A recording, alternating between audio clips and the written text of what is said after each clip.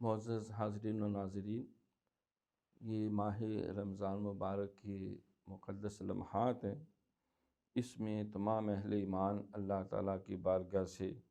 رحمتیں، برکتیں، سلامتیاں سمیٹنے کے لیے، گناہوں کی بخشش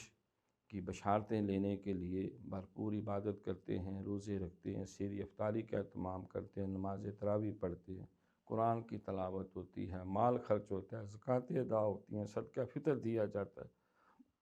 اور روزے افطار کرائے جاتے ہیں۔ سحری افطاری کے علاوہ اور دیگر معاملات کے علاوہ حرمین شریفین میں بھی جو ہے وہ زائرین کا حج اور عمرہ کرنے کے حوالے سے ان لوگوں کا بھی اللہ تعالیٰ کی رضا جوئی کے لیے جو ہے وہ تانتے بندھ جاتے ہیں، قافلوں کے قافلے جاتے ہیں۔ تو اس اعتبار سے اس میں کیونکہ عمرہ کی سعادت حاصل کی جاتی ہے، جس کو شرعی طور پر جو ہے وہ حج اصغر کہا جاتا ہے، اور حج اکبر وہ 9 ذی الحج کے موقع پہ جو ماہ ذی الحج میں ادائیگی ہوتی ہے اس کو حج اکبر کہتے ہیں، اور عمرے کو حج اصغر کہتے ہیں۔ تو یہ قرآن پاک کے اندر باقاعدہ اس کی اللہ کریم نے ذکر کیا کہ فمن کہ ان الصفا والمروۃ من شعائر اللہ فمن حج البیت او اعتمر فلا جناح علیہ ان یطوف بہما ومن تطوع خیرا فإن اللہ شاکر علیم۔ تو جو اللہ کی رضا کے لیے کوئی حج کرتا ہے یا عمرہ کرتا ہے تو اس کو چاہیے کہ اس کے مناسک جو ہیں وہ صفا مروہ جو اللہ تعالیٰ کی نشانیاں میں سے ہیں وہ وہاں سعی کرے اور اللہ تعالیٰ کی رضا کے لیے خوب عبادات کا وظیفہ بندگی بجا لائے۔ تو عمرے کا ذکر جو ہے وہ قرآن پاک کے اس سورہ بقرہ میں اللہ نے اس طرح ذکر کیا کہ یہ صفا مروہ اللہ کی نشانیاں ہیں، اور اس میں جو سعادتیں حاصل کرنے چاہتے ہیں تو مزید حضرت ابراہیم اور اسماعیل علیہ السلام کو بھی اس حوالے سے خصوصی اللہ نے تاکید کی۔ وَعَهِدْنَا إِلَىٰ إِبْرَاهِيمَ وَإِسْمَاعِيلَ أَن طَهِّرَا بَيْتِيَ لِلْعَاكِفِينَ وَعَهِدْنَا إِلَىٰ إِبْرَاهِيمَ وَإِسْمَاعِيلَ أَن طَهِّرَ بَيْتِيَ لِلطَّائِفِينَ وَالْعَاكِفِينَ وَالرُّكَّعِ السُّجُودِ کہ اللہ نے ابراہیم علیہ اسماعیل علیہ السلام سے عہد لے لیا کہ اس کے گھر کو پاک و صاف کریں، کن لوگوں کے لیے جو طواف کرنے آئیں، کن لوگوں کے لیے جو اعتکاف کرنے آئیں، کن لوگوں کے لیے جو رکوع و سجود کرنے آئیں۔ تو گویا کہ یہ اعتکاف یقیناً وہ ماہ صیام کے آخر عشرے میں ہوتا ہے، تو جو وہاں اعتکاف کے لیے یا حرمین شریفین جائے گا تو اس کو سب سے پہلے جو ہے وہ عمرے کی جو ہے وہ سعادت حاصل کرنی ہوتی ہے، اور وہ عمرے کی سعادت جب حاصل کرتا ہے تو اس میں چند ایک ضروری آداب بھی ہیں، کچھ شرائط بھی ہیں اور کچھ اس کے ضروری مناسک بھی ہیں۔ تو میں چاہتا ہوں اختصار کے ساتھ اس کے حوالے سے عرض کروں۔ کچھ تو ظاہری ضرورتیں ہیں وہاں عمرہ شروع کرنے سے پہلے کہ انسان جو ہے وہ رزق حلال سے جو اس کے قانونی تقاضے ہیں ان کو پورے کرتے ہوئے وہ باقاعدہ اجازت لے اور باقاعدہ وہ اس کا ویزا وغیرہ حاصل کر کے ٹرانسپورٹ کا سارا خرچہ جو ہے، کیونکہ یہ حج عمرہ یہ یقیناً بہت بڑی سعادت ہے، لیکن ان کے لیے جو صاحب استطاعت ہوں وَلِلَّهِ عَلَى النَّاسِ حِجُّ الْبَيْتِ مَنِ اسْتَطَاعَ إِلَيْهِ سَبِيلًا۔ تو اس اعتبار سے جب عمرے کی نیت کر لی تو پھر جب وہ گھر سے روانہ ہوا تو میقات گزرنے سے پہلے جو ہے پھر احرام جو ہے وہ 2 سفید چادریں جو ہیں مردوں کے لیے، اور عورتوں کا لباس جو ہے وہی ان کا احرام ہوتا ہے سوائے چہرے اور ہاتھوں کے۔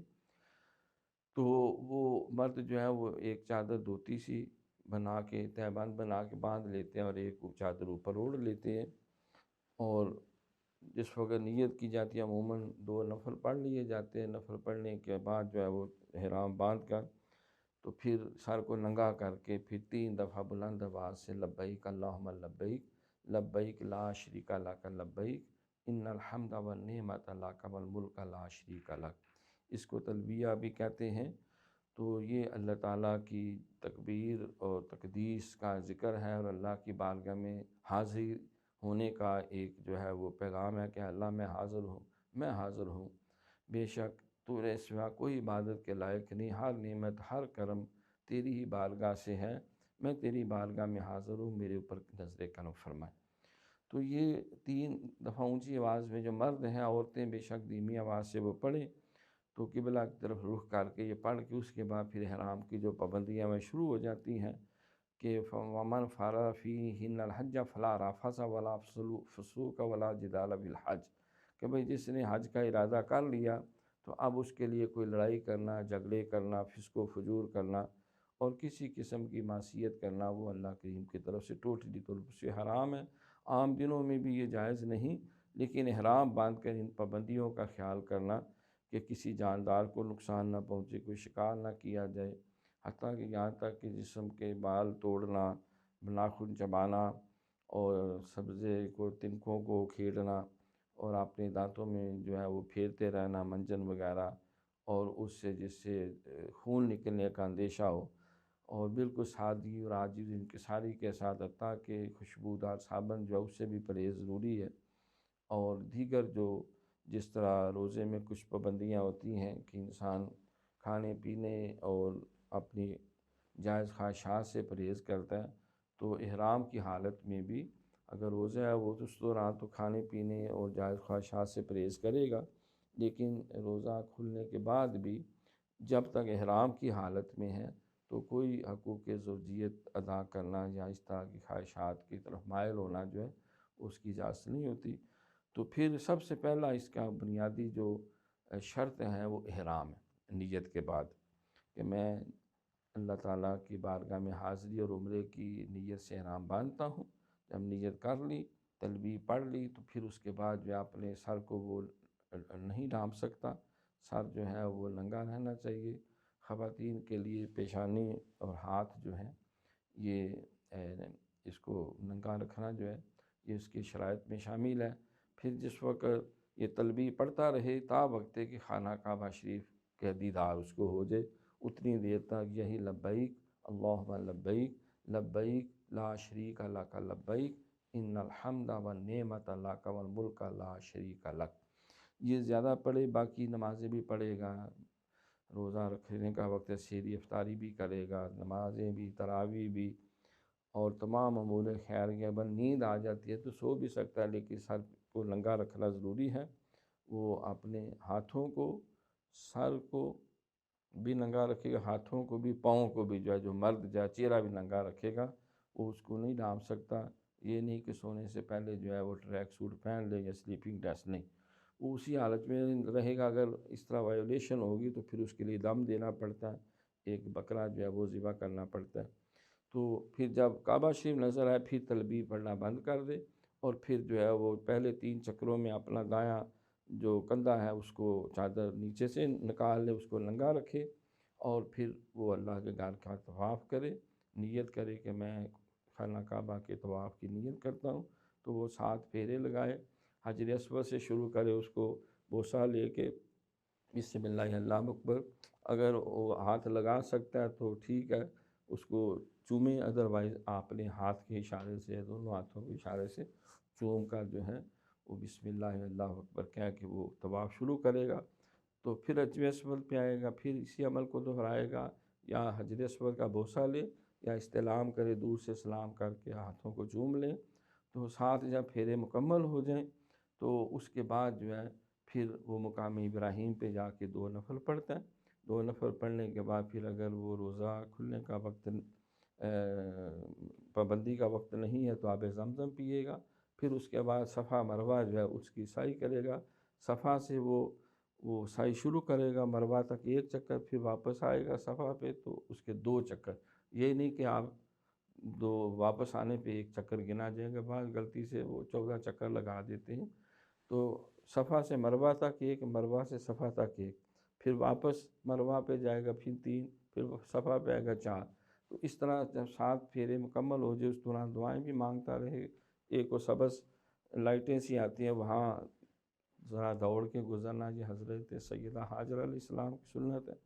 تو جب 7 پھیرے پورے ہو جائیں تو پھر شکرانے کے لیے اگر مباح وقت ہے تو 2 نفل پڑھے کہ اللہ نے کرم کیا۔ پھر اس کے بعد خواتین اپنی لٹ جو ہے وہ بالوں کی وہ کاٹ لیتی ہیں، مردوں کے لیے ہے یا تو وہ حلق کروائیں، یعنی بالکل سر کے بال صاف کریں، ٹنڈ کرائیں باقاعدہ جو ہے، اور یا پھر وہ بال ترشوا بھی سکتے ہیں، اس کی بھی قرآن پاک کے اندر باقاعدہ اجازت ہے۔ تو جس وقت وہ بال ترشوا لیں یا وہ حلق کروا لیں، اپنے شیو کرا لیں سر کی، تو اس کے بعد سمجھے کہ احرام کی پابندی باہر نکل آیا اور اب اس کا عمرہ مکمل ہو چکا ہے۔ اور پھر صدقہ و خیرات جتنی توفیق ہو، وہ کچھ ریال جو ہیں غرباء میں یا مساکین یا مستحقین میں ان کو تقسیم کرے، تو اللہ کا شکر ادا کرے کہ اللہ نے اس کو عمرہ مکمل کرنے کی توفیق عطا کی۔ شروع کرنے سے پہلے دعا کرے، اللہ مجھ سے اس خدمت اور اس عبادت کو قبول کرنا، میرے لیے آسانی پیدا کرنا۔ تو خوب دعائیں مانگنا۔ باقی اور بھی مستحبات ہیں کہ کیا کیا پہلے چکر میں کیا پڑھیں، دوسرے میں کیا پڑھیں، صفا مروہ میں کیا پڑھیں، لیکن وہ کوئی کنڈیشن پابندی نہیں، جو دعائیں بھی یاد ہیں پڑھی جائیں، پہلا کلمہ، دوسرا، تیسرا، چوتھا، پانچواں، چھٹا، ساتواں۔ میرا تو طریقہ ہوتا ہے پہلے چکر میں پہلا کلمہ، پھر دوسرا، جب 6 پورے ہو جاتے ہیں تو پھر 7ویں چکر میں پہلے سے 6 تک پھر پڑھتا جاتا ہوں۔ تو اس طرح صفا مروہ کی سعی، اور اس میں جو سب سے زیادہ معتبر دعا سمجھی جاتی ہے وہ یہی ہے، ربنا آتنا فی الدنیا حسنۃ وفی الآخرۃ حسنۃ وقنا عذاب النار۔ یہ حضور پاک صلی اللہ علیہ وسلم کی بھی محبوب و پسندیدہ دعا ہے، اور یہ ایک جامع ترین دعا ہے کہ دنیا کی خیر بھی، آخرت کی خیر بھی، اور جہنم کی آگ سے نجات کی خیر بھی۔ تو اپنے لیے بھی دعائیں مانگی جائیں، اور اہل خانہ کے لیے، فوت شدگان کے لیے، سرکار کی ساری امت کے لیے، اور آئندہ زندگی میں اللہ سے یہ توفیق مانگی جائے کہ اللہ ہر قسم کے گناہوں سے بھی ہمیں محفوظ رکھے۔ بہت شکریہ، اللہ نگہبان۔